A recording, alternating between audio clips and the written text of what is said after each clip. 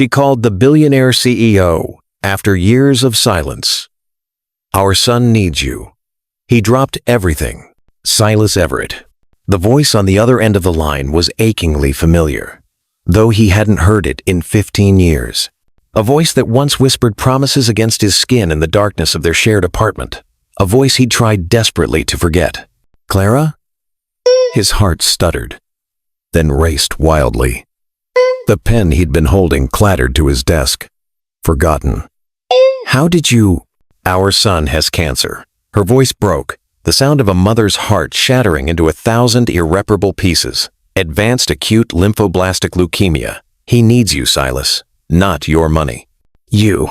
The Manhattan skyline blurred before him, 60 floors of achievement suddenly meaningless. A son. Cancer. The two words collided in his mind, creating an explosion that obliterated everything he thought mattered. The empire he'd built. The billions he'd amassed. All of it. Dust in the wind. Of those 5 devastating words. "I'll be on the next flight." Have you ever wondered what price success truly demands?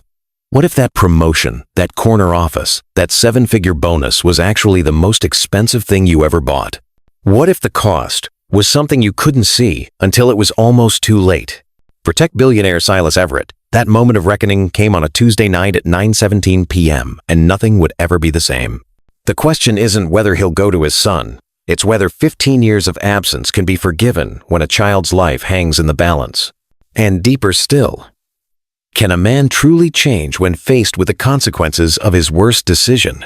If this moment already has you thinking about what truly matters in your own life, pause for a second. Who here hasn't subscribed yet? Hit subscribe so you never miss stories that remind us how fast life can change.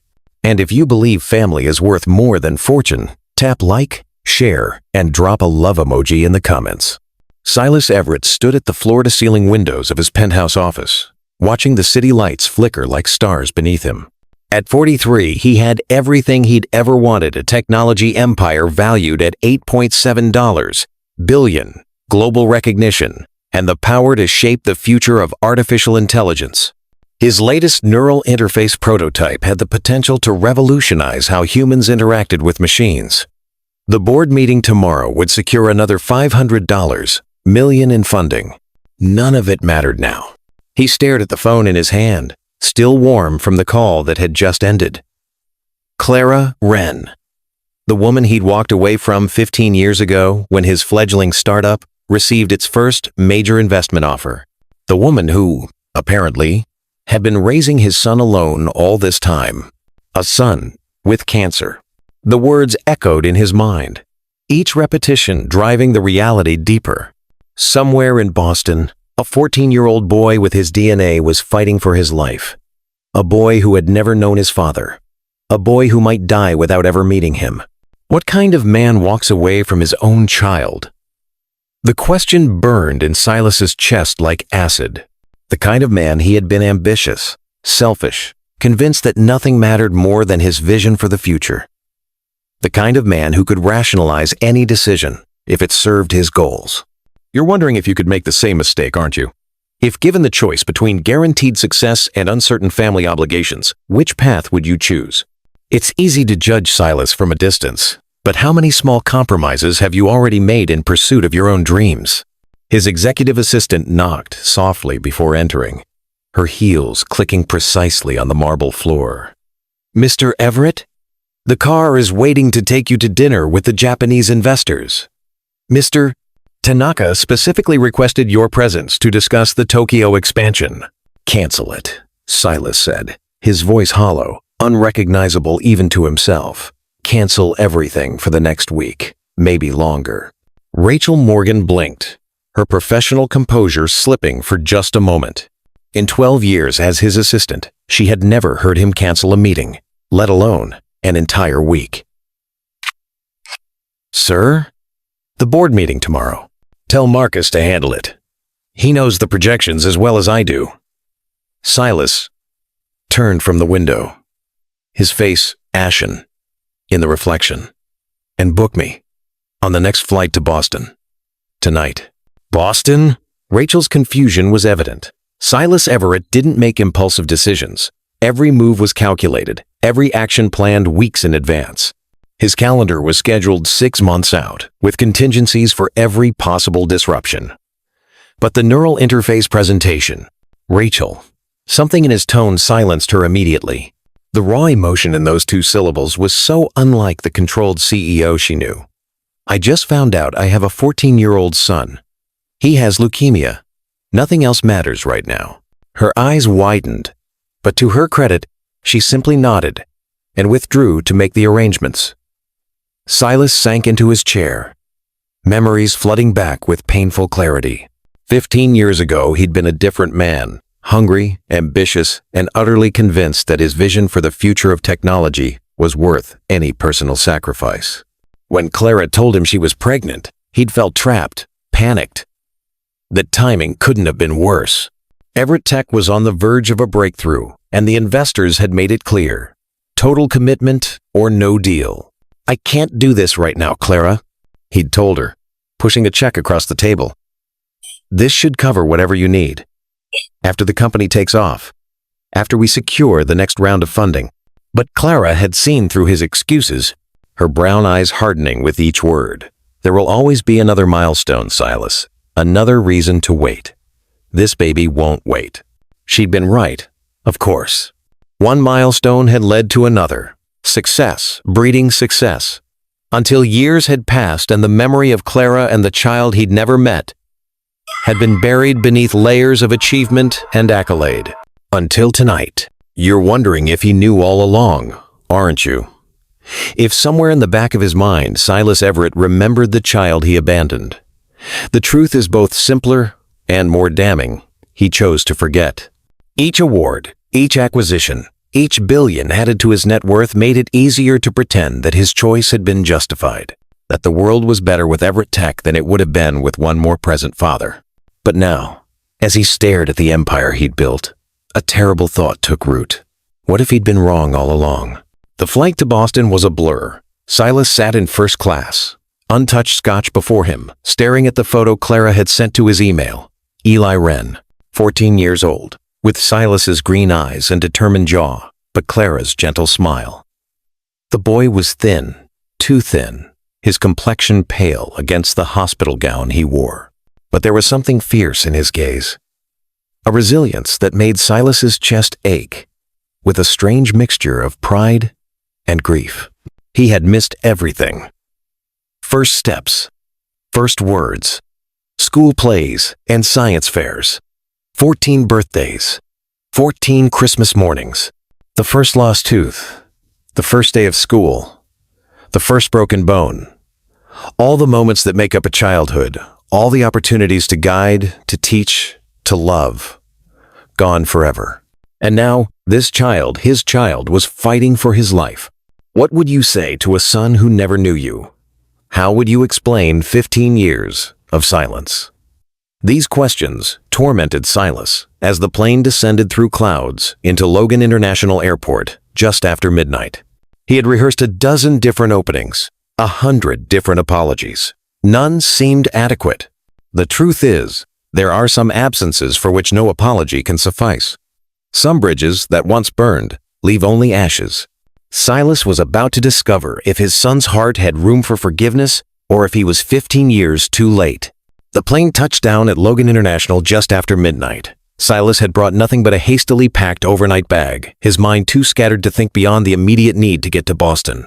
He checked into a hotel near Massachusetts General Hospital, but sleep eluded him. Instead, he sat by the window, watching the lights of the city, and wondering what he would say to a son who had never known him. What could he possibly say that wouldn't sound hollow? What right did he have to step into this boy's life now, when he had chosen to step out of it before it even began? Morning came with no answers, only the certainty that he had to try. Clara had suggested they meet at a small cafe near the hospital neutral ground. Silas arrived 30 minutes early, choosing a corner table that afforded some privacy. He ordered coffee but couldn't drink it. His stomach knotted with anxiety. At precisely 10 a.m., the bell above the door chimed. Silas looked up, and his breath caught in his throat. Clara Wren had aged gracefully. Her dark hair, once long and flowing, was now cut in a practical bob that framed her face. Fine lines around her eyes spoke of both laughter and worry. She wore simple jeans and a blue sweater, a far cry from the artistic bohemian style she'd favored when they were together. But her eyes, those expressive brown eyes that had once looked at him with such love, were the same, though now they regarded him with cautious reserve. She spotted him immediately and made her way to his table, her movements deliberate, controlled. The cafe seemed to quiet around them, as if the world itself was holding its breath. "Silas," she said, her voice steady. He stood, unsure of the appropriate greeting. A handshake seemed too formal, a hug too presumptuous. "Clara, thank you for meeting me." She slid into the seat across from him, studying his face. "You look successful." "You look beautiful," he replied honestly, then immediately regretted it when her expression hardened slightly. "I'm sorry. That was inappropriate." "It's fine." She waved away his apology. "Just unexpected." An awkward silence fell between them, 15 years of unspoken words hanging in the air. The barista delivered Clara's coffee still black with 1 sugar, Silas noticed. Some things hadn't changed. We all carry these memories, don't we? The small details about someone we once loved, how they take their coffee, the way they tilt their head when thinking, their favorite song. These fragments stay with us long after the relationship ends, reminders of connections that once seemed unbreakable. "How is he?" Silas finally asked, his voice barely above a whisper. Clara's expression softened slightly, maternal love breaking through her reserve. "Stable. For now. The doctors are optimistic about this new treatment protocol, but..." She trailed off, her fingers tightening around her coffee cup. "He needs a bone marrow transplant. That's why I contacted you." Silas nodded slowly, understanding dawning. "You need to know if I'm a compatible donor." "Yes." Clara met his gaze directly. "I've been tested. I'm not a match. Neither is Grayson." "Grayson?" "My husband." She twisted a simple gold band on her finger. "We've been married for 8 years. He's been Eli's father, in every way that matters." The words stung, but Silas acknowledged their truth with a nod. Another man had been there for his son while he built empires and chased innovations. Another man had taught him to ride a bike, helped with homework, comforted him through nightmares. All the things Silas should have done. "Of course, I'd like to be tested immediately, whatever Eli needs." "Thank you." Clara's shoulders relaxed slightly. "There's something else you should know. Eli knows about you. I never lied to him. He knows you're his biological father, that you weren't ready for a family, that you provided financial support." Silas winced at the clinical description of his abandonment. Does he hate me?" Clara considered this, her head tilting slightly as she chose her words. "Eli doesn't waste energy on hate. He's too busy living. But he's wary, skeptical. He doesn't expect anything from you." "I'd like to meet him," Silas said, then quickly added, "if he's willing, if you think it wouldn't upset him." "He's curious," Clara admitted. "When I told him I'd contacted you, that you were coming." She paused. "He wants to meet the man behind Everett Tech. He's quite tech-savvy himself, coding since he was 10. A small, unexpected spark of connection flared in Silas's chest. "Like father, like son," he murmured. "He's at the hospital now," Clara continued. "Grayson is with him. They're expecting us at 11. Silas checked his watch. "We should go then." As they walked the short distance to Massachusetts General, Clara filled him in on Eli's condition. Acute lymphoblastic leukemia, diagnosed 8 months ago. Initial treatments had seemed promising, but the cancer had returned more aggressively.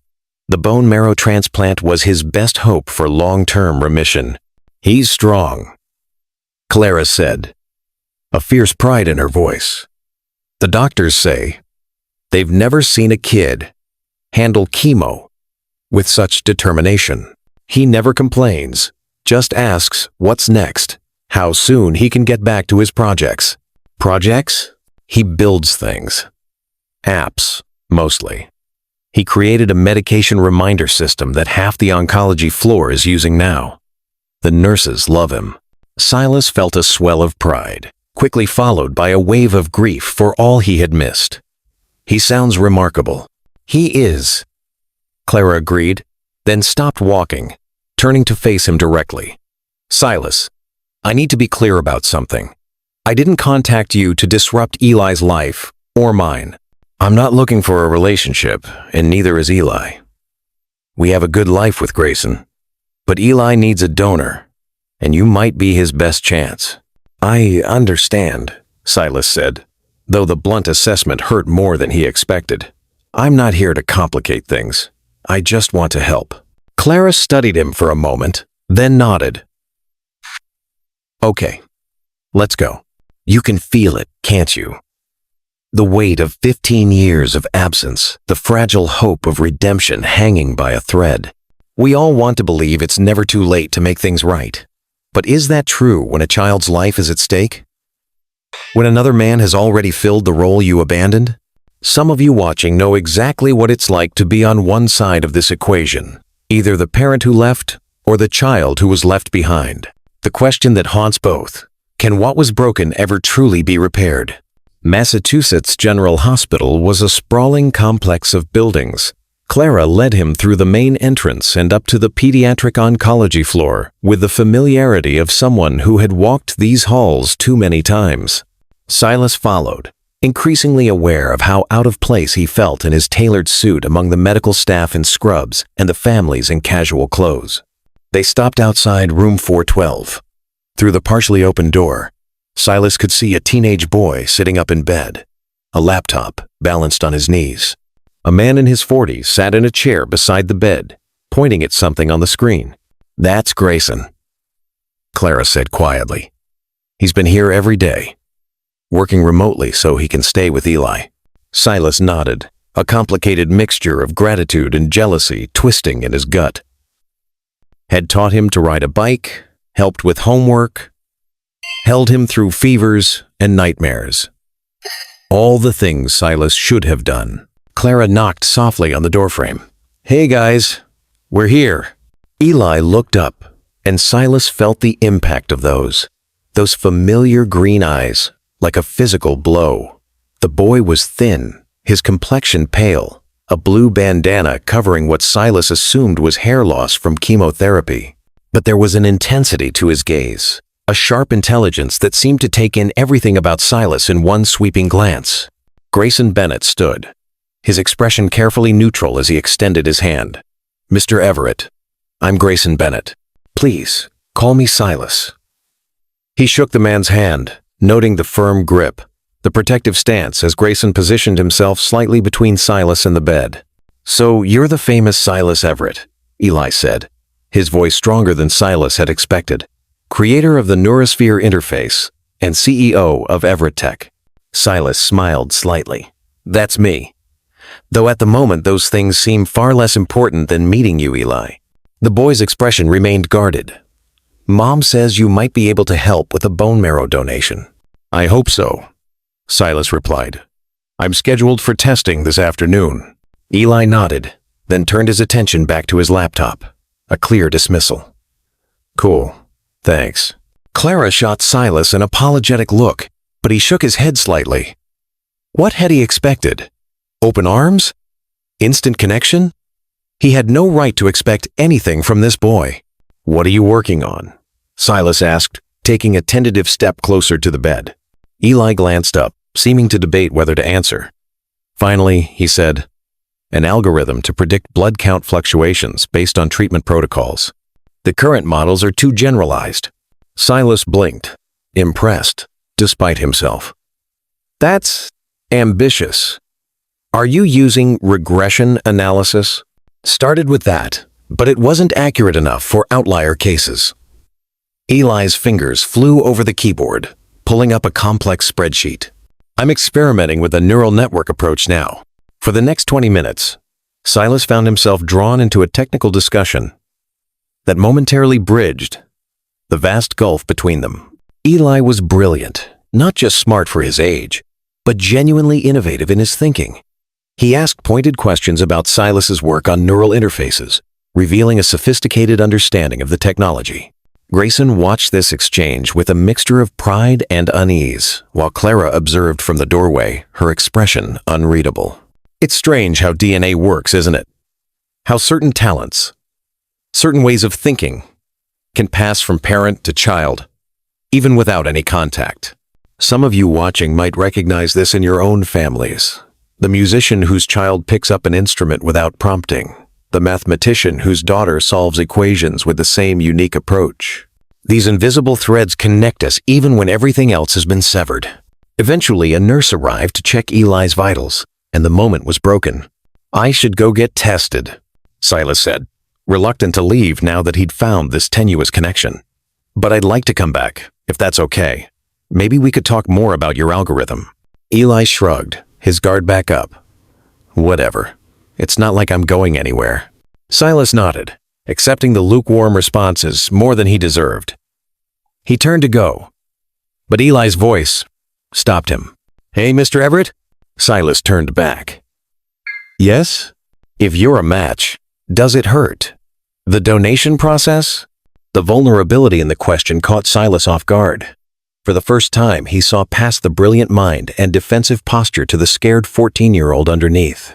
In that moment, Eli wasn't a genius coder or a cancer patient. He was just a boy worried about causing someone pain. "I'm told there's some discomfort," Silas answered honestly, "but nothing I can't handle, and nothing compared to what you're going through." Eli held his gaze for a moment, then nodded.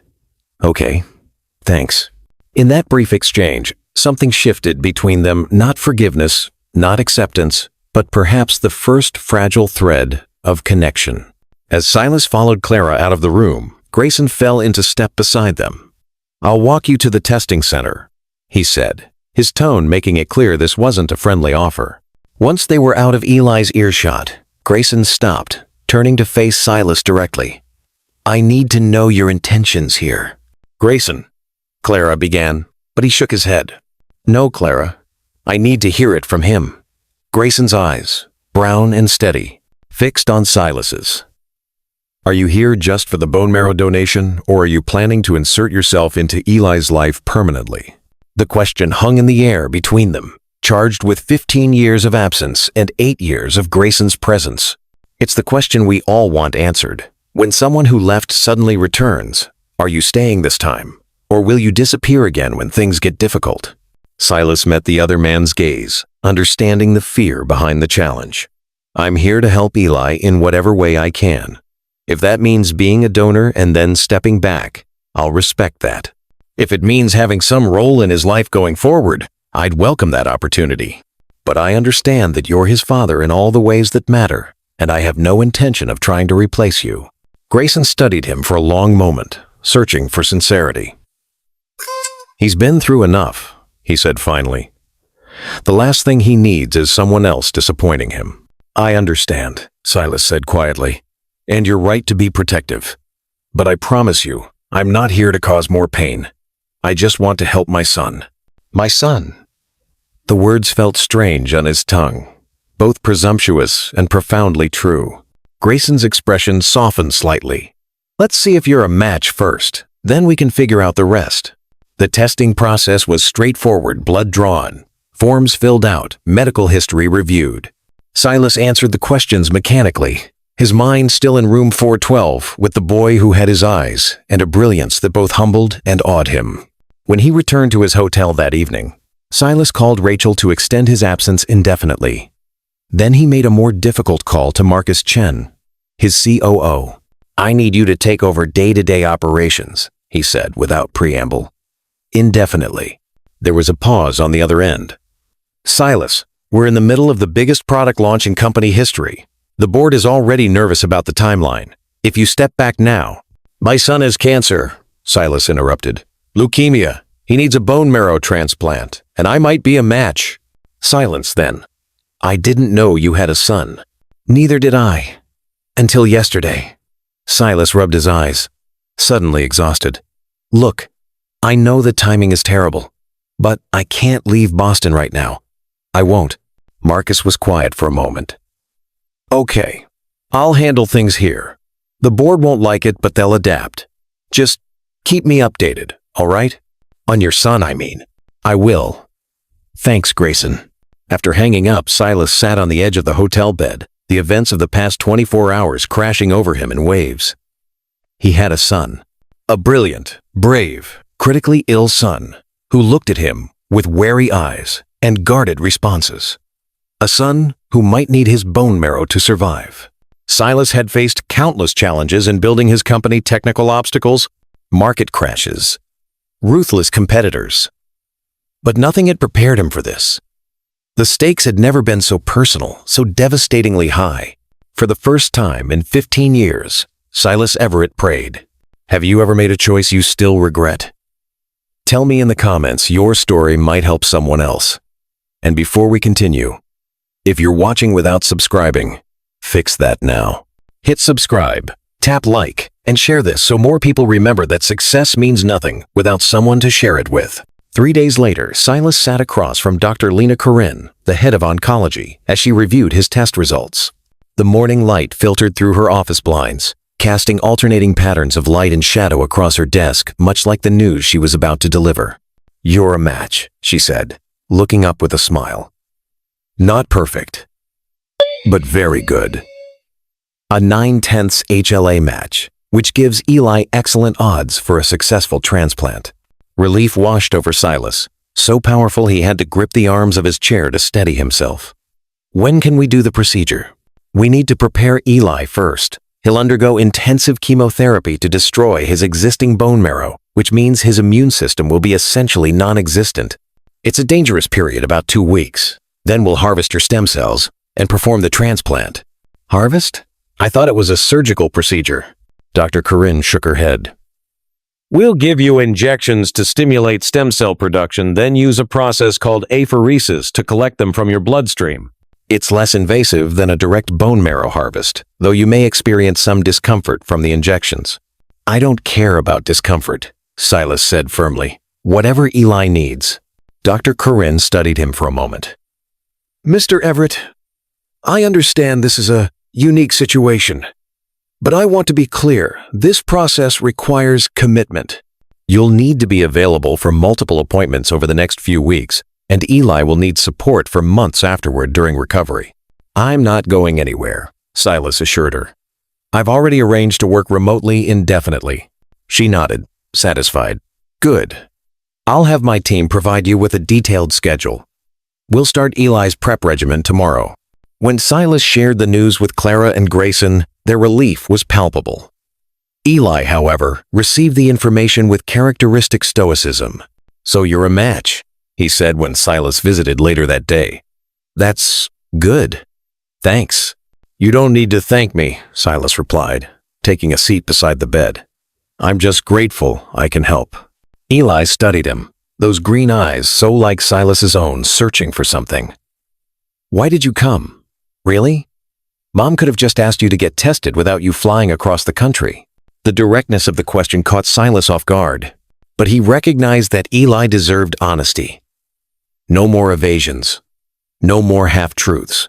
This moment demanded complete transparency. Because when your mother called and told me about your illness, I realized that nothing in my life was more important than meeting you, than helping you, if I could. But you didn't want to meet me before, Eli pointed out. For 14 years. Silas winced. That's not exactly. He stopped himself. No excuses. You're right. I made a choice 15 years ago that I've regretted ever since. Though I didn't allow myself to acknowledge that regret. I told myself I was doing what was best for everyone, but the truth is, I was scared and selfish. Eli seemed surprised by the frank admission. Scared of what? You build billion-dollar companies. What's scary about a baby? Everything, Silas said softly. The responsibility, the possibility of failure, the knowledge that another human being would depend on me. Completely. He met Eli's gaze. But that's no excuse. I should have been there for you and your mother. My absence is the biggest failure of my life, regardless of any professional success. Eli absorbed this, his expression thoughtful. Mom says you sent money. Lots of it. Money was the easy part, Silas acknowledged. But a child needs more than financial support. They need presence, guidance, love. He swallowed hard. I missed 14 years of your life, Eli. I can never get that back. But if you'll let me, I'd like to be here now. Not just for the transplant, but after. In whatever capacity you're comfortable with. How many of us have wanted to hear these words from someone who left? An acknowledgement not just of absence, but of what that absence cost. A recognition that some things, the most important things, can't be paid for with money or success or achievement. They require presence, time, commitment. Eli didn't respond immediately, his fingers picking at a loose thread on his blanket. Finally, he said, Dad Grayson has been teaching me chess. We play every day. He says it helps keep my mind sharp through the chemo brain fog. Silas nodded, accepting the apparent change of subject. Chess is excellent mental exercise. Do you play? Eli asked, glancing up. I do. I was captain of the chess team in college. A ghost of a smile touched Eli's lips. Maybe we could play sometime. If you want. It was a small opening, tentative and cautious. But it felt like a gift. I'd like that very much. The next day, Silas returned with a beautiful wooden chess set he'd found in a specialty shop near his hotel. Eli's eyes lit up at the craftsmanship of the hand-carved pieces. This is amazing, he said, running his fingers over the intricate details of a knight. But you didn't have to. I wanted to, Silas said simply. Consider it 14 years of missed birthday presents condensed into one. Eli's smile faded slightly. You can't buy 14 years, Mr. Everett. Silas, he corrected gently. And you're right. I know that. The chess set isn't a substitute for the time I missed. It's just a chess set. Because you said you liked to play. Eli studied him for a moment, then nodded. Okay, Silas. White or black? They played for nearly 2 hours. Eli was good, very good for his age, but Silas had decades of experience. Still, he found himself genuinely challenged by several of the boys' unexpected moves. Checkmate, Silas said finally, toppling Eli's king with a gentle finger. Eli frowned at the board, analyzing where he'd gone wrong. I should have seen that coming. The bishop was the key. You play remarkably well, Silas said sincerely. Who taught you? Dad. Mostly. And there's a chess app I use sometimes. Eli began resetting the pieces. Another game? I'd love to. But I don't want to tire you out. Eli rolled his eyes. Everyone treats me like I'm made of glass. I'm sick, not fragile. Silas smiled, recognizing his own stubbornness in the boy's determination. Fair enough. But how about we make it interesting this time? Underway. Well, wonderway. Wonderway. And bay. It doesn'tly. With Persizias. And cond. The doesn'tly enderway. To have ride. With a best for one. What did you have in mind? For each piece captured, the player gets to ask one question that the other must answer honestly. Eli considered this, wariness returning to his expression. Any question? Any question. Silas confirmed. And if you don't want to answer, you forfeit the game. After a moment's hesitation, Eli nodded. Okay, but I go first this time. The game proceeded differently, each move more cautious as they weighed the strategic value of pieces against the potential questions they might face. When Eli captured Silas's first pawn, he didn't hesitate.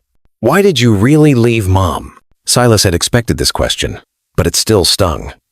The simple answer is ambition. I had just secured major funding for my company, but the investors wanted total commitment. No distractions. He moved his bishop, capturing one of Eli's pawns. But the deeper truth is fear. I wasn't ready to be a father. I told myself I was making a rational decision, but I was really just running away from responsibility. Your turn to ask a question, Eli reminded him. Silas nodded. What's your favorite subject in school? Eli seemed surprised by the mundane question. Computer science, obviously. But I also like history. Not the memorization parts, but understanding how decisions shape the future. He moved his knight, taking Silas's bishop. Did you ever think about us? Over the years? Silas's hand hovered over the board. Yes, he said quietly. More than I allowed myself to acknowledge. I kept track of your mother from a distance, making sure the support payments were adequate, that you had everything you needed materially. But I deliberately avoided learning details about your life. It was easier that way, to pretend I hadn't really abandoned a child. He captured Eli's night. What do you want to be when you grow up? A shadow crossed Eli's face. If I grow up, you mean? When? Silas said firmly. When you grow up. Eli's fingers traced the edge of the chessboard. I want to build things that help people. Not just apps or games, but systems that solve real problems. Like the medication tracker I made for the hospital. He moved his queen aggressively, taking Silas's rook. Are you going to leave again? After the transplant? The directness of the question caught Silas off guard. Not unless you want me to, he answered honestly. I've restructured my work so I can stay in Boston indefinitely. But I understand that you have a life, a family that doesn't include me. I won't force my presence on you if it's not welcome. Eli studied the board. But Silas suspected he wasn't really seeing the pieces anymore. Mom says you're a genius. That you built your first computer when you were 12. 11, actually, Silas corrected with a small smile, though it barely functioned. More of a glorified calculator. I built my first app at 10, Eli said, a hint of pride in his voice. A star chart for my science class. Impressive. You've got a head start on me then. The game continued. Questions ranging from trivial, favorite foods, movies, books, to profound biggest regrets, hopes for the future. With each exchange, the invisible barrier between them seemed to thin slightly, allowing glimpses of connection. When Grayson arrived an hour later, he paused in the doorway, taking in the scene with a complicated expression. Silas immediately stood, not wanting to appear to be encroaching on the other man's territory. Grayson. We were just playing chess. Dad. Eli's face brightened. Silas brought this amazing chess set. And he's really good. He beat me twice, but I almost had him in the second game. The easy way Eli shifted between calling Grayson Dad and referring to Silas by his first name highlighted the vast difference in their relationships. Silas felt the sting of it, but reminded himself that he had no right to expect anything more. Grayson approached the bed, ruffling Eli's hair affectionately. Sounds like you've met your match, buddy. Your mom sent me to remind you about your medication. I didn't forget, Eli said, reaching for a pill organizer on his bedside table. I was just waiting until we finished the game. Which we have, Silas said, recognizing his cue to leave. Thank you for the games, Eli. I enjoyed them very much. Will you come back tomorrow? Eli asked, the question casual, but his eyes watchful. Silas glanced at Grayson, not wanting to overstep. If it's convenient. Grayson hesitated, then nodded slightly. Eli's starting the intensive chemo tomorrow. He'll need all the distraction he can get. Then I'll be here, Silas promised. Maybe we can try some speed chess next time. As he left the room, Silas heard Eli excitedly telling Grayson about their question game and the wooden chess set. The sound of his son's animated voice, the knowledge that he had brought a moment of joy to a difficult situation, filled Silas with a warmth he hadn't experienced in years. In the hospital corridor, he nearly collided with Clara, who was returning with coffee. Sorry, he said, steadying her cup before it could spill. I was just leaving. How was the visit? She asked, studying his face. Good, I think. We played chess, talked a bit. Silas hesitated. He's extraordinary, Clara. You've done an amazing job with him. A small smile touched her lips. He makes it easy to be a good parent. He always has. The unspoken implication hung between them. Unlike you, who found it so easy to walk away. I've been thinking about getting a more permanent place to stay, Silas said, changing the subject. The hotel is fine, but with the transplant process taking weeks, maybe months. Clara nodded. That makes sense. There are some furnished apartments near the hospital that many families use during long-term treatments. I was actually looking at renting a house. Something with a yard, maybe. for when Eli is recovering. He met her gaze. I know. I'm getting ahead of myself. I want to be prepared, to be helpful. Clara studied him, her expression softening slightly. You really are planning to stay, aren't you? For as long as Eli needs me, Silas confirmed. And after that, well, that's up to him. And you and Grayson, of course. Grayson is struggling with this, Clara admitted quietly. He's been Eli's father in every way since he was 6. The idea of sharing that role. I understand, Silas said sincerely, and I respect the relationship they have. I'm not trying to replace Grayson. I just want to supplement, to offer Eli whatever I can that might help him. Clara was quiet for a moment, then said, There's a house for rent, 3 blocks from ours. 4 bedrooms. Fenced backyard. The owners are on sabbatical in Europe for a year. She pulled out her phone, typing quickly. I just sent you the listing, if you're serious about staying. The gesture, small as it was, felt significant, the first acknowledgement that Silas might have a place in their lives beyond the immediate medical crisis. Thank you, Clara. She nodded, then hesitated. Eli starts the intensive chemo tomorrow. It's going to be rough. The side effects are brutal. I'll be here, Silas promised. Whatever he needs. What he needs is to survive this, Clara said, her composure cracking slightly. Everything else is secondary. Without thinking, Silas reached out, touching her arm gently. He will survive. He has your strength. Clara looked down at his hand, then back up to his face. And your stubbornness, she said, the ghost of a smile touching her lips. God help us all. Some of you watching know this feeling, the moment when someone you once loved, someone who hurt you deeply, shows a glimpse of the person you used to know. It's disorienting, isn't it? That sudden reminder that beneath the pain and history, there's still a connection, however tenuous. The next 2 weeks were a brutal education in the realities of cancer treatment.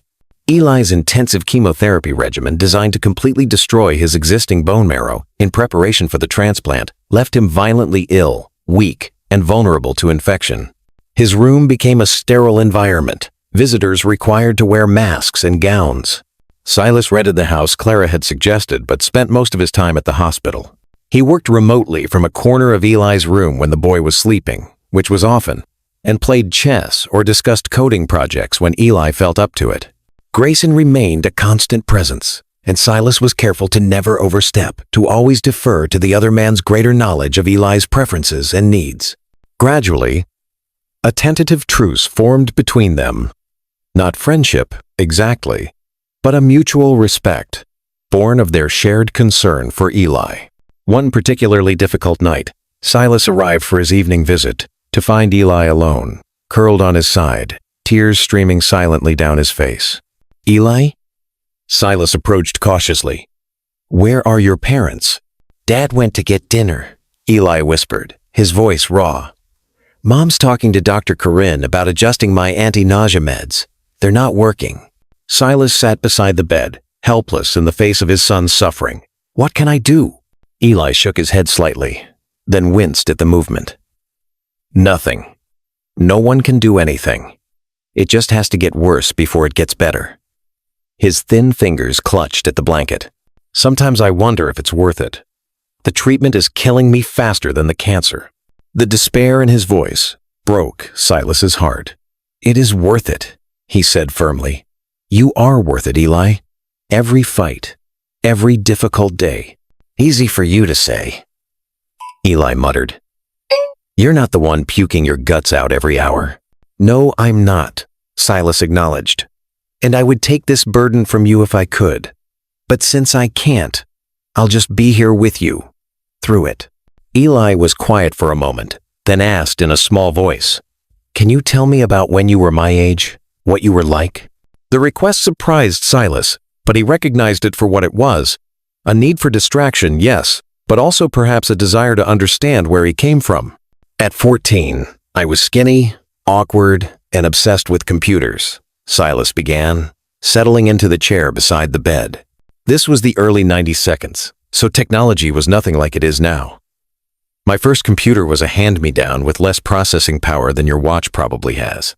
As he spoke, sharing stories of his teenage years, the science fairs, the coding competitions, the social awkwardness of being the computer nerd, before tech was cool, Eli's breathing gradually steadied, his body relaxing incrementally.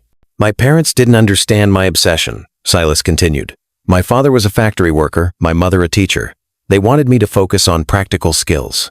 But there was this one teacher, Mr. Abernathy, who saw something in me. He let me use the school computer lab after hours, taught me programming languages that weren't even in the curriculum. He believed in me when no one else did. Eli had turned to face him, pain momentarily forgotten. Is he the one who helped you get into MIT? Silas nodded, surprised. You know about that? Mom told me. She said you were the first person in your family to go to college. That's right. Mr. Abernathy helped me apply for scholarships, wrote recommendation letters. I couldn't have done it without him. Silas smiled at the memory. When Everett Tech went public, I established a foundation in his name. It provides technology education grants to underfunded schools. That's actually pretty cool, Eli admitted. He taught me that success means nothing if you don't use it to lift others up. Silas's voice softened. It's a lesson I forgot for a while. I got caught up in building bigger, faster, more profitable. I lost sight of the human impact. Eli studied him, those green eyes so like Silas's own, searching his face. Is that why you left, Mom? Because you were focused on success? The directness of the question caught Silas off guard, but he'd promised himself he would always be honest with Eli. Partly. I convinced myself I was making a rational decision, that I could provide financial support without the complications of a relationship or fatherhood, that your mother would find someone better suited to family life. He shook his head. But the truth is, I was scared, terrified of failing at the most important job I could ever have. Being a dad? Yes, my own father. He tried his best, but he was distant, often angry. I was afraid I'd repeat his mistakes. Silas met Eli's gaze. But in trying to avoid one kind of failure, I committed a far worse one. I missed your entire childhood. That's a regret I'll carry forever. Eli was quiet for a long moment, his fingers plucking at a loose thread on his blanket. Mom says you're a genius, that you see solutions others miss. Your mother is generous, Silas said. I work hard and I don't give up easily. That's not genius, it's persistence. Do you think? Eli hesitated. Do you think I inherited that from you? The not giving up part? Silas felt a surge of emotion at the question, the first time Eli had acknowledged their biological connection as something potentially positive. I think that's all you, he said gently. But if I contributed even a fraction of your determination, I'd be proud. Eli's eyes drifted closed, exhaustion finally overtaking pain. Will you stay until Dad gets back? Of course, Silas promised, his heart aching at the vulnerability in the request. I'm not going anywhere. As Eli drifted into an uneasy sleep, Silas remained beside him, watching the rise and fall of his chest, the flutter of his eyelids as he dreamed. In that quiet moment, the full weight of what he had nearly lost, what he might still lose, crashed over him. This brilliant, brave boy fighting for his life was his son, his child, a miracle he had walked away from, without a backward glance, too blinded by ambition to see the true treasure he was abandoning. When Grayson returned 30 minutes later, he found Silas still sitting vigil, tears streaming silently down his face. Is he worse? Grayson asked immediately, alarmed. Silas shook his head, quickly wiping his eyes. No, he's sleeping. The pain seemed to ease a bit. He stood, embarrassed to be caught in such a vulnerable state. I should go. Let you have some time with him. Grayson studied him for a moment, then said quietly, You can stay if you want. He seems calmer when you're here. The acknowledgement, grudging as it was, meant more to Silas than any business accolade ever had. Thank you. But I have some work calls I need to make. I'll be back in the morning. As he turned to leave, Grayson spoke again. Everett. Silas paused. Yes? Thank you. For the bone marrow for being here. It's more than I expected. It's less than he deserves, Silas replied simply. Less than you and Clara have given him all these years. A look of understanding passed between the two men, not friendship, not yet, but a mutual recognition of the love they both felt for the boy sleeping between them. If this scene hit you, talk to me. What would you say if you met the person who left you? Comment below. I read everyone. And to everyone watching quietly, come closer. Subscribe, like, and share this moment so more hearts remember that showing up is the first step to healing. The day of the transplant arrived with a mixture of hope and terror. Eli, weakened by the intensive chemotherapy that had destroyed his bone marrow, was at his most vulnerable, his immune system essentially non-existent, his body ravaged by the very treatment designed to save him. Silas had undergone 5 days of injections to stimulate his stem cell production, experiencing bone pain and fatigue that he dismissed as insignificant compared to what Eli was enduring. The morning of the procedure, he arrived at the hospital early, determined to project confidence despite his anxiety. Clara met him in the waiting area, her face drawn with worry, but her eyes clear and focused. "They're prepping him now," she said. "The collection process will take about 4 hours for you. Then they'll process the cells and infuse them this afternoon." Silas nodded. "How is he this morning?" "Scared, though he's trying not to show it." A small smile touched her lips. "He asked if you were still coming." "Of course I am," Silas said, surprised by the question. "Did he think I'd back out?" Clara's expression softened. "He's 14, Silas, and you're still somewhat of an unknown quantity to him. He's testing your commitment." The observation stung, but Silas acknowledged its truth. "I won't let him down. Not again."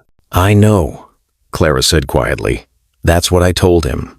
Before Silas could respond to this unexpected vote of confidence, a nurse appeared to escort him to the collection room. The procedure itself was anticlimactic.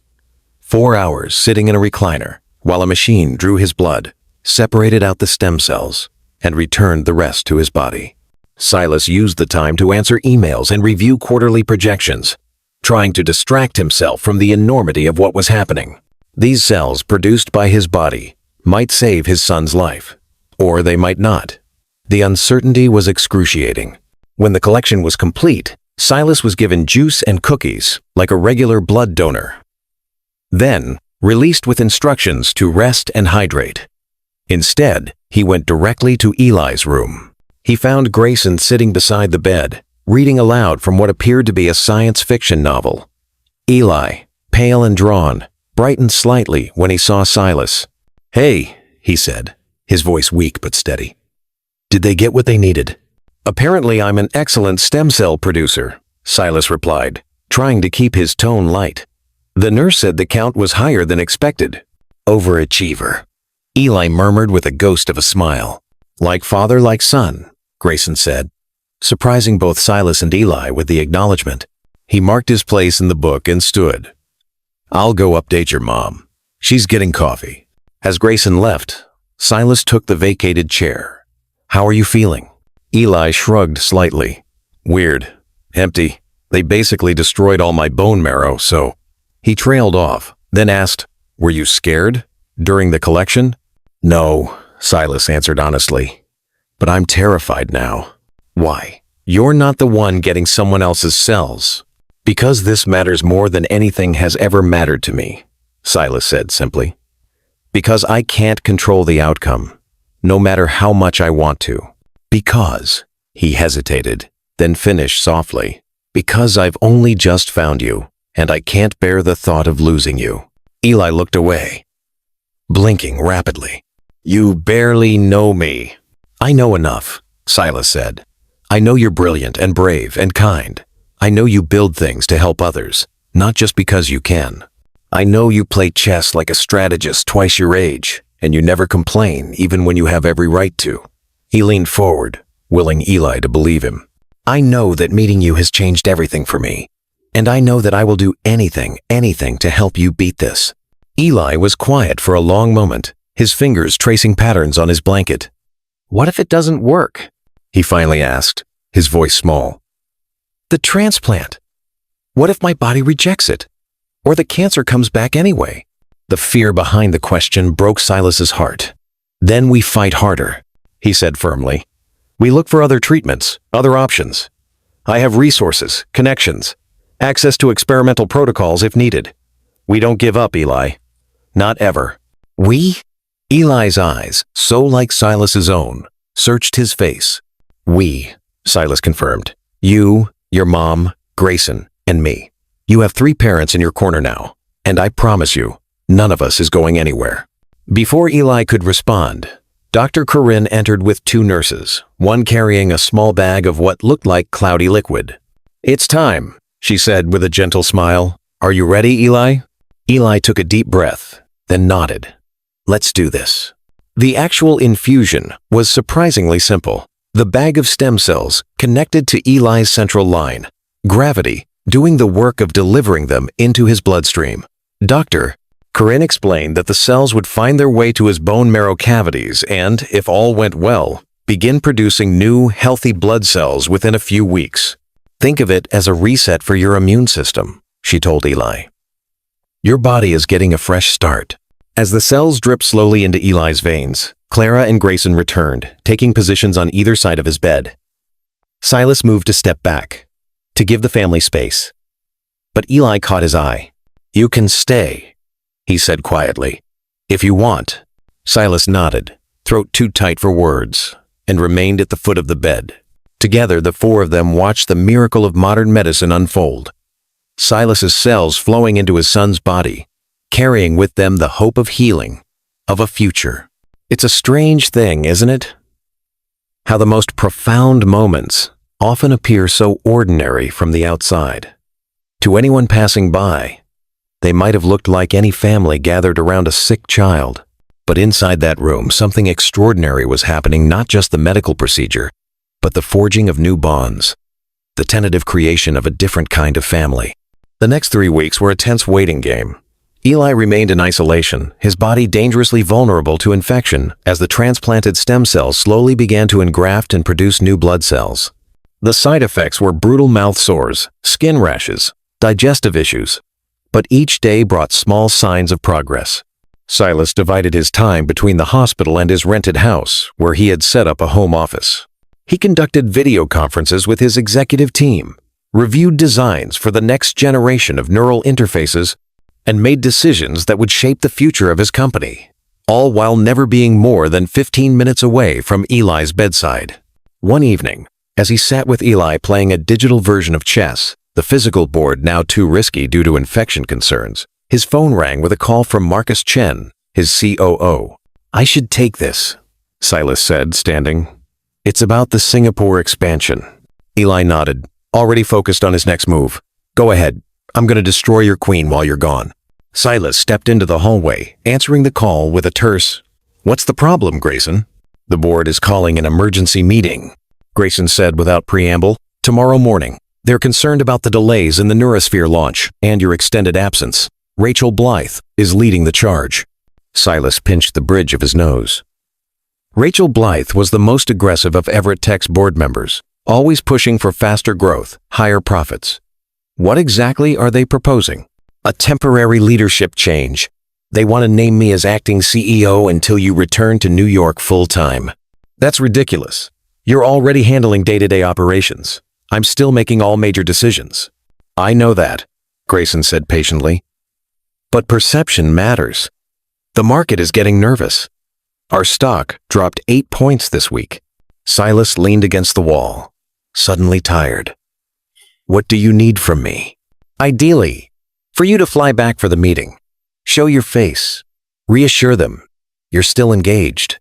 If that's not possible, at least join by video conference. Wear a suit. Look like the Silas Everett they're used to seeing. Silas glanced through the window into Eli's room, where the boy was studying the digital chessboard with intense concentration. What time is the meeting? 9 a.m. Eastern. I'll join by video. But Marcus, be clear with the board. I'm not coming back to New York anytime soon. My son needs me here. There was a pause, then Marcus said quietly, How is he? Fighting, Silas replied. The transplant seems to be working, but it's early days. His white cell count is rising, which is a good sign. That's good to hear. Another pause. Silas, I've known you for 15 years. I've never seen you put anything ahead of the company, not even close. Things change, Silas said simply. People change. At least, they can, if they're lucky enough to get the chance. After ending the call, Silas returned to find Eli looking at him curiously. Company stuff. Board meeting tomorrow. Silas confirmed, resuming his seat. They're nervous about my extended absence. Eli frowned. Are you going back to New York? No, Silas said firmly. I'll join by video conference. My place is here. But your company is just a company, Silas interrupted gently. An important one, yes. One I'm proud of. But still just a collection of people, products, and profits. It doesn't compare to this. He gestured between them. To being here with you. Eli looked down at the tablet, moving his bishop to capture Silas's knight. You say that now. But what about when I'm better? When the crisis is over? Will you go back to your real life then? The question revealed the insecurities still lurking beneath Eli's growing trust. Silas chose his words carefully. Eli, this is my real life. Being your father, or trying to be, is the most real thing I've ever done. He moved his queen, countering Eli's attack. I've been thinking about opening a research division here in Boston. Everett Tech East. We could focus on medical applications of our neural interface technology. Eli looked up, surprise evident in his expression. You'd do that? Move part of your company here? I would. I am. Silas corrected. The paperwork is already in process. I've been scouting locations near MIT. Because of me? Yes, Silas said simply. Because I want to be where you are, if you'll have me in your life. Eli was quiet for a long moment, his fingers hovering over the tablet. Finally, he moved his rook, exposing his king. Checkmate in 3 moves. He said quietly, you win. But his small smile suggested that perhaps they both had. We all want to believe in redemption stories, don't we? That people can change. That mistakes, even terrible ones, don't have to define us forever. But change isn't just about intentions or promises. It's about consistent actions over time. It's about showing up, day after day, even when it's difficult. Especially when it's difficult. The next morning, Silas set up for the board meeting in his home office, wearing a suit for the first time in weeks. As he adjusted his tie, he caught sight of himself in the mirror. The familiar corporate armor, feeling strangely foreign now, disconnected from the person he had become during his time in Boston. The meeting went as expected. Rachel Blythe led the charge, expressing grave concerns about Silas's absence and its impact on the company's momentum. Other board members were more supportive, acknowledging that family emergencies happened even to CEOs. Gentlemen, ladies, Silas said when it was his turn to speak, I understand your concerns.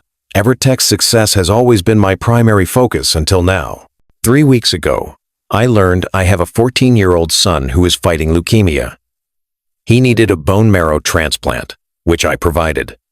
He is now in recovery, and I am staying in Boston to support him through this process. He paused, letting the information sink in. Most of the board members looked surprised. Silas had always kept his personal life intensely private. I have every confidence in Grayson's ability to manage day-to-day operations, and I remain fully engaged in all strategic decisions, but I will not return to New York until my son is stable. That is non-negotiable. Rachel leaned forward, her expression hard. Silas, while we all sympathize with your personal situation, your primary responsibility is to this company and its shareholders. If you cannot fulfill that responsibility, then what, Rachel? Silas interrupted, a cold edge to his voice. You'll replace me? With whom? I founded this company. I hold 30% of the shares. I am the face and brain behind our most successful products. He leaned closer to the camera. But more importantly, I am a father who nearly lost the chance to know his son. I will not make that mistake again, not even for Everett Tech. The boardroom was silent, the members exchanging glances of varying degrees of surprise and concern. No one is suggesting replacing you, Silas. Grayson said smoothly, stepping in to diffuse the tension. "We're simply trying to establish a clear leadership structure during your partial absence." "The structure is clear," Silas replied. "You handle operations, I make the final decisions on all major initiatives. Nothing has changed except my physical location." He checked his watch. "Now, if there are no other concerns, I need to get to the hospital. My son's latest biopsy results are due this morning." Without waiting for a response, Silas ended the call. He sat for a moment, breathing deeply, surprised by the intensity of his own reaction. Throughout his career, he had prided himself on his cool rationality, his ability to separate emotion from business decisions. But nothing about Eli was rational or separable. His phone buzzed with a text from Clara. "Biopsy results in. Dr. Corinne wants to discuss with all of us. Can you come now?" Silas's heart raced as he typed a quick affirmative reply. Biopsy results could mean anything, good news, bad news, somewhere in between. The uncertainty was agonizing. He arrived at the hospital 20 minutes later, having changed from his suit into more casual clothes. Clara and Grayson were already in Dr. Corinne's office. Their expressions tense but not devastated, a good sign, Silas hoped. "Mr. Everett, thank you for coming so quickly." "Doctor," Corinne said, gesturing to an empty chair. "I was just explaining to Mr. and Mrs. Bennett that Eli's latest bone marrow biopsy shows significant engraftment of the donor cells." "That's good, right?" Silas asked, looking between the doctor and Clara. "Very good," Dr. Corinne confirmed with a smile. "The transplanted stem cells are producing new, healthy blood cells at an excellent rate. His white cell count is approaching normal range, and we're seeing no signs of leukemia cells." Relief washed over Silas so intensely that for a moment he couldn't speak. Across from him, Clara wiped tears from her eyes, while Grayson squeezed her hand. "So what happens now?" Silas finally managed to ask. "We'll continue monitoring him closely. But if his progress remains steady, we can start planning for discharge within the next 2 weeks, Doctor," Corinne explained. "He'll still need frequent outpatient visits, and his immune system will remain compromised for several months, but he can continue his recovery at home." Home. The word hung in the air, suddenly complicated.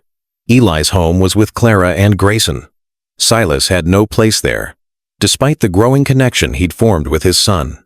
As if reading his thoughts, Clara spoke up. "We've been discussing how to manage Eli's care after discharge. He'll need a sterile environment, minimal exposure to potential infections." Grayson nodded. "Our house is undergoing renovations right now. We're converting the dining room into a bedroom so he doesn't have to climb stairs. But the construction dust. It's not ideal for someone with a compromised immune system," Dr. Corinne agreed. Silas saw an opportunity and seized it. "My rental house is completely finished, with a bedroom and full bath on the main floor. It's been professionally cleaned, and I have no pets or other potential contamination sources. It's also closer to the hospital than your place." Clara and Grayson exchanged a look, some unspoken communication passing between them. "We were actually going to ask," Clara said carefully, "if Eli could stay with you for the first few weeks after discharge, just until our renovations are complete." Silas tried to mask his surprise and delight at the request. "Of course, absolutely. I'd be honored to have him." "We would stay too," Grayson added quickly. "One of us at least, at all times. He's still going to need a lot of care." "Of course," Silas agreed immediately. "There are 4 bedrooms, plenty of space for all of us to rotate as needed." Dr. Corinne smiled, looking between the 3 parents. "It's wonderful to see such cooperation. Many families in blended situations struggle to put the child's needs first, but you 3 seem to have found a good balance." Blended. The word struck Silas as both accurate and aspirational. Separate lives coming together, not erasing the past, but creating something new from it. After the meeting, as they walked toward Eli's room to share the good news, Grayson fell into step beside Silas. "This arrangement," he said quietly, "it's temporary. You understand that, right?" "Of course," Silas replied, recognizing the concern behind the question. "I'm not trying to replace you, Grayson. I know I'm the newcomer here. I'm grateful for whatever role you and Clara are comfortable with me having in Eli's life." Grayson studied him for a moment, then nodded. "He likes you," More than I expected him to. I like him too, Silas said simply. He's an extraordinary kid. You and Clara have done an amazing job raising him. A small smile touched Grayson's lips. He gets his brilliance from Clara. And you, I suppose. But I like to think I contributed something to his character. His kindness, Silas said immediately. His patience. His ability to see the best in people, even those who don't deserve it. He met Grayson's gaze directly. Those are gifts you gave him. Gifts I couldn't have. Something shifted in Grayson's expression, not quite friendship, but perhaps the beginning of acceptance. Let's go tell him the good news. Eli's reaction to the biopsy results was characteristically measured. So, it's working? The transplant? It's working beautifully, Dr. Corinne confirmed. Your new cells are doing exactly what they should. And I can leave soon? In about 2 weeks, if your progress continues at this rate. Eli looked between his 3 parents. Where will I go? Home is still under construction, right? We thought you might stay at Silas's rental house, Clara explained. Just until our renovations are complete. It's closer to the hospital, and it's already set up for someone with limited mobility. Eli considered this, his expression unreadable. Will you be there too? He asked, looking at his mother and Grayson. Of course, Grayson assured him. We'll take shifts. Make sure someone is always with you. All 3 of us will help with your recovery, Silas added. Whatever you need. Eli nodded slowly. Okay. That sounds good, actually.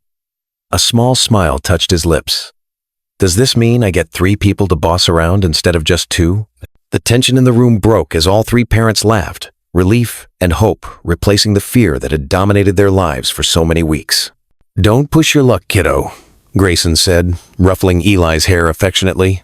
As they discussed the logistics of the discharge plan, Silas found himself watching the easy interaction between Eli, Clara, and Grayson, the inside jokes, the shorthand communication, the deep familiarity born of years together. He felt a pang of envy, quickly followed by gratitude, that his son had been surrounded by such love in his absence. He might have missed the first 14 years, but he was here now, and he was determined to make every moment count. Do you feel that tiny spark of hope? Keep it alive hit, like right now. Share this story so someone else remembers that even broken families can heal. And if you're not subscribed yet, ask yourself why you'd miss what happens next. Subscribe now and stay part of this journey.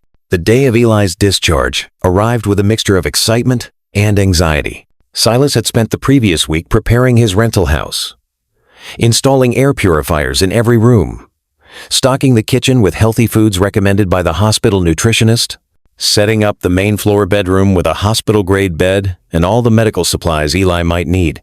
Clara arrived early to inspect the arrangements, her nurse's training evident in her thorough assessment.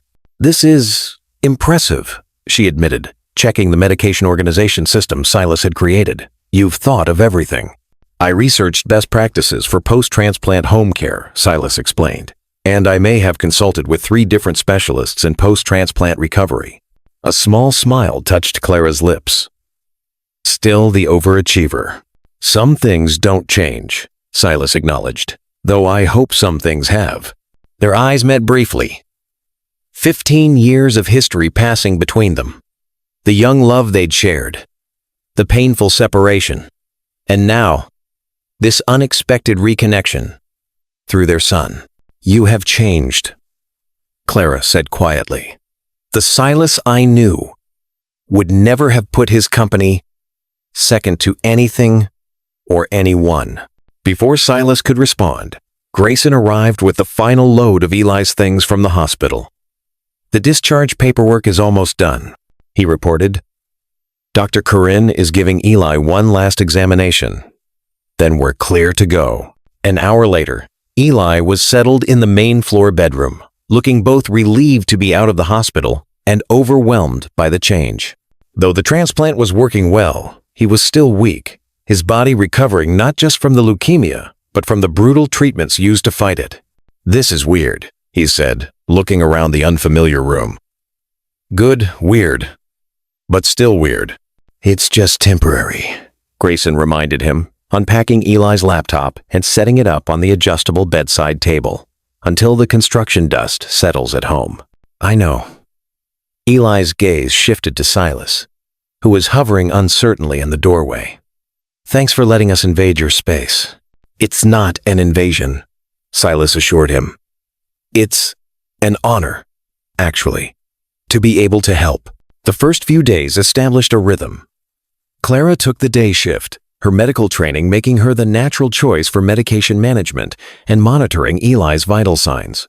Grayson handled evenings, bringing work from his university office to grade papers while keeping Eli company. Silas took nights, working on his laptop while Eli slept, always alert for any sign of distress. It's in these quiet moments that we often find the deepest truths, isn't it? In the stillness of night watches, in the gentle routine of care, in the small, unremarkable acts that, strung together, form the necklace of love. For Silas, each night spent guarding his son's sleep was both penance and privilege, a chance to be the father he should have been all along. It was during one of these night shifts, about a week after Eli's discharge, that Silas noticed his son was awake, watching him work. "Can't sleep?" Silas asked, setting aside his laptop. Eli shook his head slightly. "Pain meds are wearing off, and my mind won't shut up. Want me to get your next dose early?" "Dr. Corinne said we could adjust the timing if needed." "Not yet." Eli shifted, wincing slightly. "Distract me, instead. Tell me about what you're working on." Silas moved his chair closer to the bed. "It's a new application of our neural interface technology. We've been focused on consumer applications, gaming, virtual reality, productivity tools, but I'm exploring medical uses now." "Because of me?" Eli asked, his perceptiveness catching Silas off guard. "Partly," he admitted. "Seeing what you've been through, it's made me think about how our technology could help patients like you. Imagine a neural interface that could block pain signals without the side effects of opioids, or one that could stimulate immune response in targeted areas." Eli's eyes lit up with interest despite his discomfort. "That would be amazing. But isn't the current interface too invasive for medical use? The implant procedure." "You've been researching my technology," Silas observed, pleased. "Of course I have," Eli said with a hint of his usual spirit. "Know your competition." Silas laughed. "Fair enough. And you're right. The current interface requires surgical implantation, but we're developing a non-invasive version using targeted ultrasound to create temporary pathways through the blood-brain barrier." For the next hour, they discussed the technical challenges and potential applications, Eli offering insights that impressed Silas with their creativity and practicality. Despite his youth and lack of formal training, Eli had an intuitive understanding of both the technology and its human applications. "You know," Silas said as their conversation wound down, "Everett Tech is establishing a research division here in Boston. Once you're fully recovered, if you're interested, we could discuss an internship. Something flexible, designed around your school schedule and health needs." Eli's eyes widened. "Seriously? You'd let me work on actual Everett Tech projects?" "Not just work on them," Silas clarified. "Contribute to them. Your medication tracking app shows you already understand how to build technology that serves human needs. That's rarer than you might think in our industry." "Dad Grayson says the same thing," Eli admitted. "That too many tech companies build things just because they can, not because they should." "He's right," Silas agreed. "It's a perspective I've only recently come to appreciate myself." He hesitated, then added, "Your father is a wise man." Eli studied him for a moment. "It's weird, you know, having two dads, especially when one of them just showed up out of nowhere."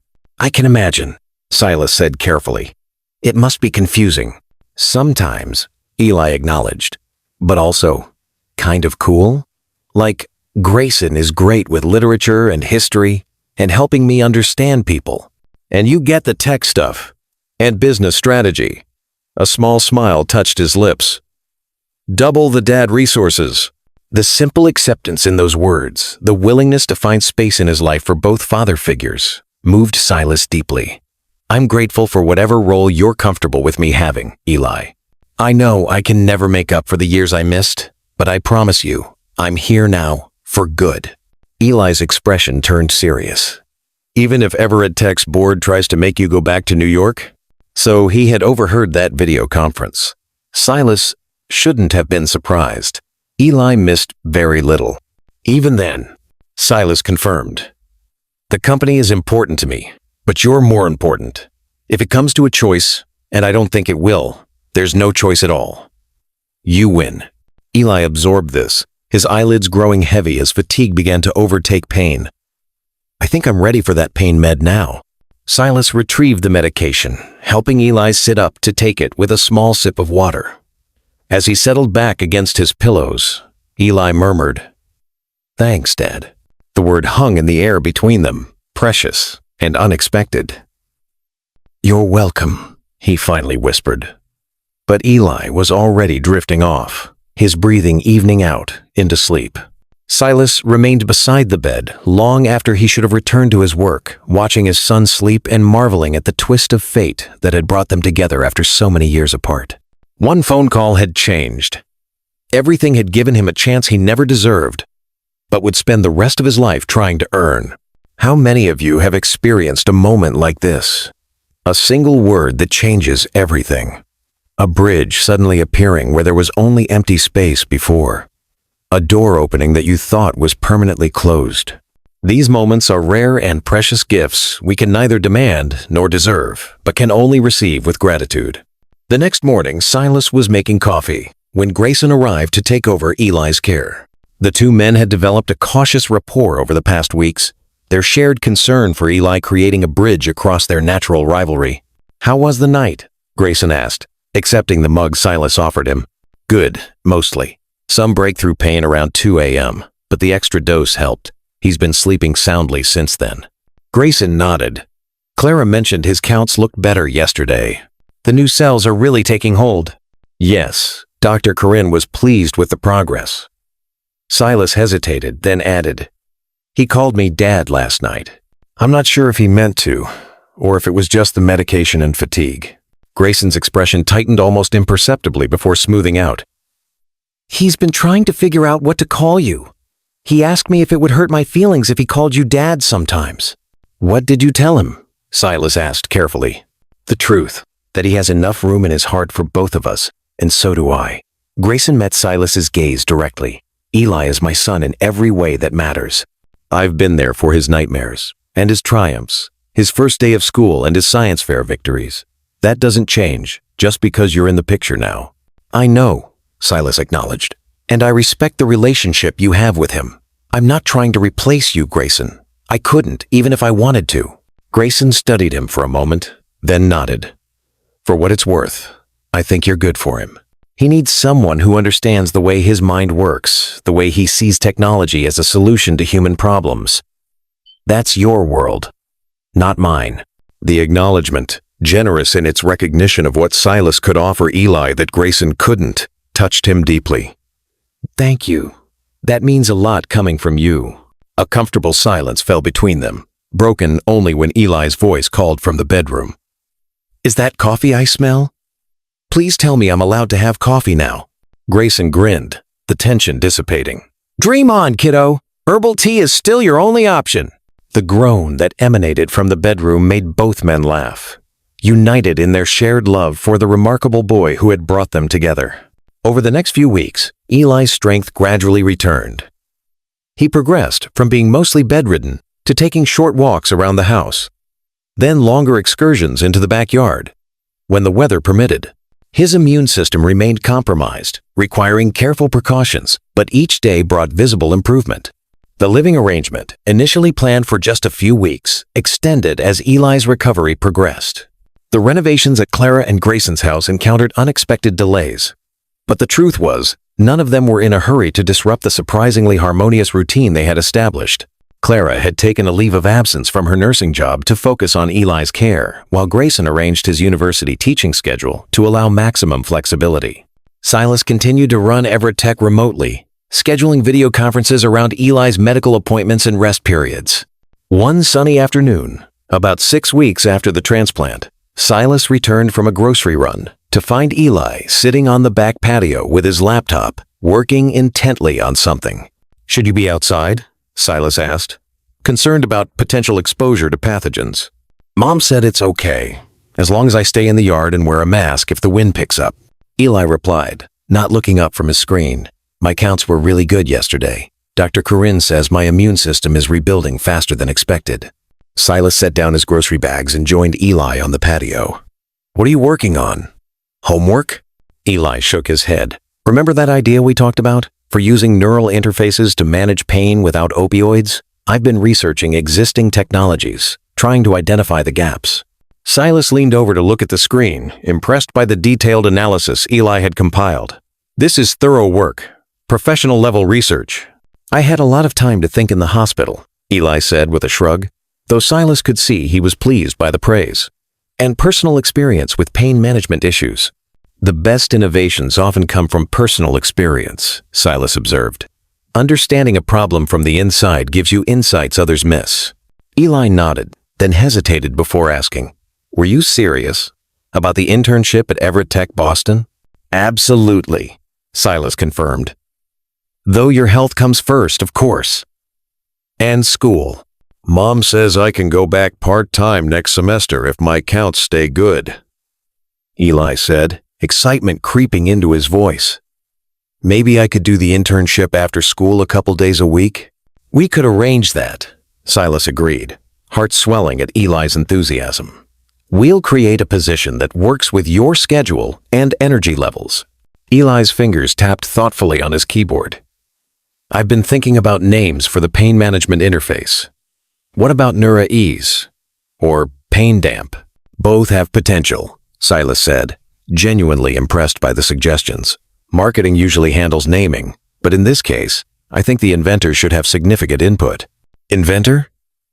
Eli looked up, surprised. "I just had an idea." "You're the one with the actual technology." "Ideas are where innovation begins," Silas replied. "And this particular idea could help millions of people managing chronic pain or undergoing medical treatments like yours. If we develop it successfully, you'll be listed as a co-inventor on the patent." Eli's eyes widened. "Seriously? A patent? At 14? Why not? Your age doesn't diminish the value of your contribution." Silas smiled at his son's expression. "Though we should probably discuss it with your parents first. Both of them." As if on cue, the back door opened and Clara stepped out onto the patio. "Discuss what with his parents?" Eli immediately launched into an excited explanation of the pain management interface concept and the potential internship, his words tumbling over each other in his enthusiasm. Clara listened carefully, her expression thoughtful. When Eli finally paused for breath, she asked, "And this would be after your health is stable, with flexible hours that won't interfere with your recovery or schoolwork?" "Of course," Silas assured her. "Eli's health is the priority. The internship would be designed around his needs and energy levels." Clara studied him for a moment, then turned to Eli. "What does Grayson think about this?" "I haven't told him yet," Eli admitted. "But he'll think it's cool, right? He's always saying I should use my powers for good." A small smile touched Clara's lips. "Yes, that sounds like him."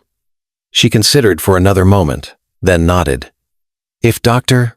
Corinne approves, and if Grayson is on board, I think it could be good for you.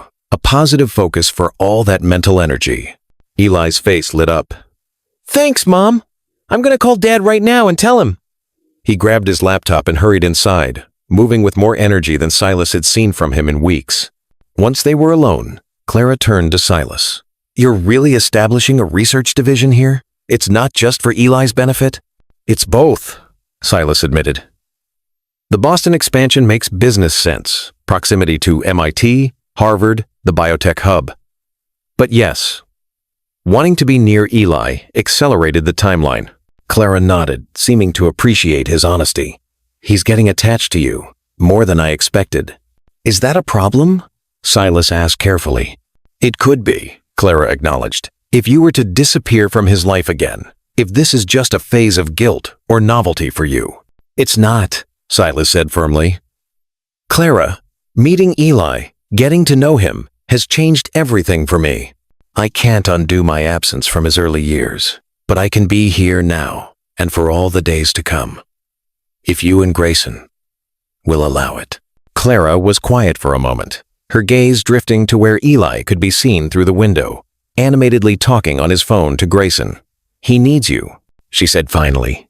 "The way his mind works, his passion for technology, those are parts of himself he gets from you. Parts Grayson and I can support but not fully understand." The acknowledgement, so similar to what Grayson had expressed, touched Silas deeply. "Thank you for allowing me into his life, into your lives. I know it can't have been an easy decision." "It wasn't," Clara confirmed. "But seeing you with him these past weeks, you're good for him, Silas. And I think he's good for you too." Before Silas could respond, Eli burst back onto the patio, his face alight with excitement. "Dad says it's awesome. He wants to know all about the neural interface technology. He says it could be a great application of my terrifying brain powers, his words, not mine." Silas laughed, relief and joy mingling at this further evidence of Grayson's generosity. "We should invite him over for dinner. I can explain the technology, and we can all discuss how to structure the internship once you're cleared for more activity." "Can we order from that Thai place?" Eli asked hopefully. "Dr. Corinne said I can start expanding my diet if I'm careful." "I think that can be arranged," Clara agreed with a smile. "Why don't you go rest for a bit before dinner? You've been up longer than usual today." Eli rolled his eyes but didn't argue, his improved energy still limited by his recovering body. "Fine, but wake me when the food gets here." As he disappeared inside, Clara turned to Silas. "This is working better than I expected, this co-parenting arrangement." "I'm as surprised as you are," Silas admitted, "but grateful for all of it." That evening, as the four of them gathered around the dining table sharing Thai food and discussing the potential internship, Silas was struck by the improbable harmony they had achieved. Grayson asked insightful questions about the neural interface technology, offering perspectives on ethical considerations that Silas hadn't fully explored. Clara contributed her medical knowledge, suggesting applications beyond pain management. And Eli moved between his three parents with increasing ease, drawing on each of their strengths, his excitement about the project bringing color to his still pale cheeks. It wasn't a conventional family by any means, but watching Eli flourish under their combined care and guidance, Silas couldn't help but think that perhaps this unconventional arrangement was exactly what his son needed. This could have ended in tragedy, but not every story gets a second chance. If you're feeling that lump in your throat, use it. Hit subscribe before life distracts you. Smash like, share, and in the comments, tell us who you'd forgive if you could. 3 months after the transplant, Eli received the news they had all been hoping for. His cancer was in complete remission, with no detectable leukemia cells in his bone marrow. His immune system had recovered enough that many of the strict precautions could be relaxed, though vigilance was still necessary. The renovations at Clara and Grayson's house were finally complete, creating a perfect environment for Eli's continued recovery. It was time for him to go home, his real home, with the parents who had raised him. Silas helped pack Eli's things, carefully organizing the medications and medical supplies that would continue to be part of his daily routine for some time. Though he understood the necessity of the move, he couldn't help the hollow feeling in his chest at the thought of the empty house after they left. "You know you can visit any time," Clara told him, seeming to read his thoughts as they loaded the last of Eli's belongings into Grayson's car. "Our door is always open to you now." "Thank you," Silas said, genuinely touched by the offer. "And Eli is welcome at my place, whenever he wants. For the internship, or just to hang out." Grayson closed the trunk and turned to Silas, extending his hand. "Thank you for everything. The bone marrow, obviously, but also for being exactly what Eli needed these past months." Silas shook his hand, the gesture feeling significant, an acknowledgement of the unusual partnership they had formed. "Thank you for making space for me in his life, in your lives. I know it couldn't have been easy." "It wasn't," Grayson admitted with a small smile. "But it was right." Eli emerged from the house, moving with more strength and confidence than he had in months. Though still thin, his color had improved dramatically, and his eyes were bright with renewed energy. "All set?" Clara asked, giving him a quick once-over with her nurse's eye. Yep, got my meds, my laptop, and approximately 10,000 doctor's appointments programmed into my calendar app. Eli turned to Silas, a hint of uncertainty in his expression. So, I guess I'll see you on Tuesday? For the first official internship day? Absolutely, Silas confirmed. I'll pick you up after school. The lab space is almost ready, just waiting on some specialized equipment. Eli nodded, then surprised Silas by stepping forward and hugging him tightly. Thanks, Dad, he whispered, for everything. Silas returned the embrace carefully, still mindful of Eli's recovering body, his throat tight with emotion. You're welcome, son. I'm so proud of you. As he watched them drive away, Silas felt a complex mixture of emotions. Sadness at the empty house, joy at Eli's recovery, and profound gratitude for the second chance he'd been given. The past 4 months had transformed him in ways he was still discovering, reshaping his priorities and redefining his understanding of success. His phone buzzed with a text from Marcus Chen, board-approved Boston expansion. Congratulations. When do we announce? Silas smiled, typing his reply. Next week, after my son's first day as Everett Tech's youngest intern. Life rarely gives us neat endings, does it? Instead, it offers new beginnings, disguised as conclusions, transitions that feel like endings, until we realize they're actually doorways. For Silas, watching his son drive away wasn't an ending at all.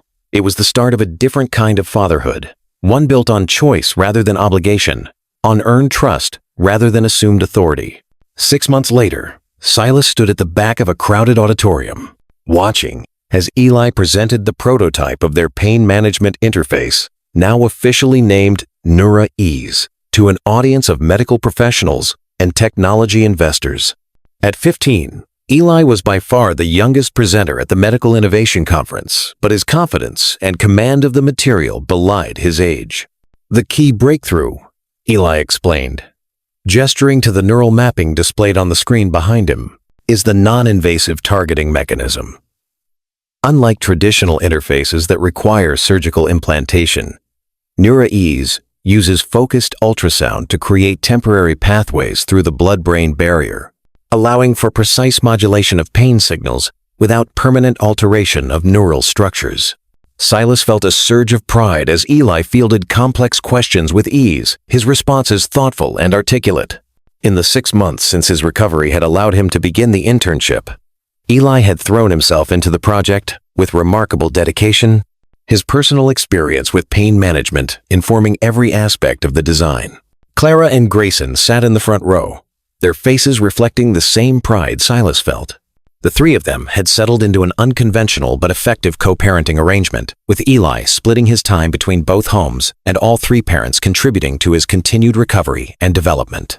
When the presentation concluded to enthusiastic applause, Eli's eyes found Silas's in the crowd, a smile of triumph lighting his face. Silas gave him a subtle thumbs up, their private signal of approval. At the reception afterward, as Eli was surrounded by impressed conference attendees, Dr. Corinne approached Silas with a warm smile. Remarkable progress, she said, nodding toward Eli. Both medical and personal. He's extraordinary, Silas agreed. His resilience, his brilliance. I take no credit for any of it. Don't sell yourself short, Doctor, Corinne advised. Your contribution goes beyond the bone marrow donation. The way you've supported his recovery, encouraged his interests, it's made a difference. Before Silas could respond, Eli appeared at his side, eyes bright with excitement. Dad, Doctor, Reeves from Johns Hopkins wants to discuss a clinical trial for Neura Ease in their pediatric oncology department. Can we talk to him together? Of course, Silas replied, heart swelling at the casual way Eli now included him in these moments. Lead the way. As they moved through the crowd together, Silas caught sight of Clara and Grayson watching them with matching expressions of affectionate pride. Clara gave him a small nod of acknowledgement, a silent recognition of how far they had all come. Later that evening, as they celebrated the successful presentation with dinner at Eli's favorite restaurant, Grayson raised his glass in a toast. To Eli, he said, whose courage and brilliance continue to amaze us all. And to second chances, his gaze shifted briefly to Silas, that remind us it's never too late to become the people we were meant to be. To second chances, Silas echoed, meeting Grayson's gaze with gratitude. As conversation flowed around the table, Silas found himself reflecting on the strange, winding path that had led him here. One phone call had changed everything, had pulled him from his isolated tower of success into the messy, complicated, infinitely more meaningful world of family and connection. He had lost 15 years with his son, years he could never reclaim. But the past year had taught him that it wasn't too late to build something new, not a replacement for what was lost, but something different, something that honored the past while creating space for a different future. Eli caught his eye across the table, offering a small, private smile that seemed to say he understood exactly what Silas was thinking. In that moment, Silas knew with absolute certainty that the empire he had built, the fortune he had amassed, the accolades he had accumulated, none of it compared to the simple, profound joy of being this remarkable boy's father. It wasn't the life he had planned all those years ago, when ambition had blinded him to what truly mattered. It was infinitely better. If this ending filled you with hope, celebrate it. Click like. Share it with someone who needs encouragement. And tell me in the comments what success means to you. And if you've watched all the way here without subscribing, come on, join the family. The next story might heal something you didn't know was broken. 2 years later, Silas stood beside Clara and Grayson in the crowded auditorium of Eli's high school, watching as their son, healthy, confident, and newly 17, accepted the National Young Innovator Award for his work on NeuroEase, which was now in clinical trials at 3 major research hospitals. As Eli thanked his 3 parents from the podium, my mom, who never let me give up, my dad, who taught me that character matters more than achievement, and my father, who showed me it's never too late to build something that matters, Silas felt tears prick his eyes. One phone call had changed everything. One desperate plea from a woman he had once loved about a son he had never known. Our son has cancer. He needs you now. 5 words that had shattered his world and rebuilt it into something far more precious than he could have imagined. Silas Everett, billionaire tech visionary, had dropped everything to answer that call. And in doing so, had found the only success that truly mattered, the love of a son he nearly lost, and the family he never knew he needed. If this story reminded you what love costs and gives back, don't just scroll tap, like, share, and subscribe to Mr. Sterling's Secrets of Love. And in the comments, tell us why you stay subscribed to stories that prove love always calls again.